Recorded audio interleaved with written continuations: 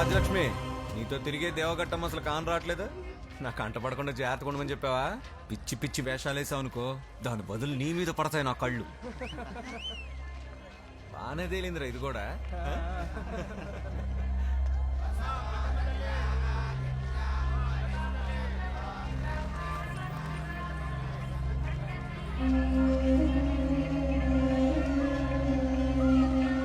ఏంటి ఆలోచించేది?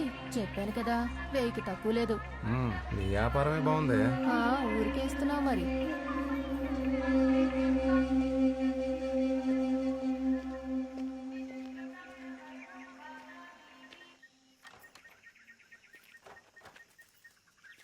ఏ నాగులు అన్నా ఎలా ఉన్నావు?